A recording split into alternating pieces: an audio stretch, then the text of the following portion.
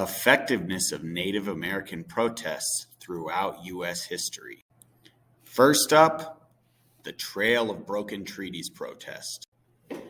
The Trail of Broken Treaties was a Pan-American Native quest for justice that occurred across the United States in 1972. Hundreds of members of over 200 American Native tribes from 25 states came together to demand legal recognition of treaties, restoration of the treaty-making process, the return of 100 million acres of native land to indigenous communities, and the reform of federal tribal relations. The protest manifested as a caravan from the West Coast to Washington, D.C. to make their demands heard by the federal government. Upon arriving at the Capitol, the protest occupied the Bureau of Indian Affairs office after having multiple demonstrations denied by the federal authorities. The Nixon administration finally agreed to send 3 high-level officials to negotiate, but they did not concede to all of the demands of the American Indian movement. The Standing Rock protests. The Standing Rock protests occurred in North Dakota in early 2016. The protest, also known as Dakota Access Pipeline protest, occurred because of the building of the pipeline from western North Dakota under Lake Owie and the Mississippi and Missouri rivers near the Standing Rock Reservation.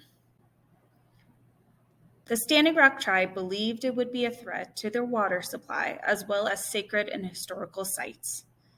Protests began and quickly swelled to thousands of people. Protesters were attacked with dogs and sprayed with hoses.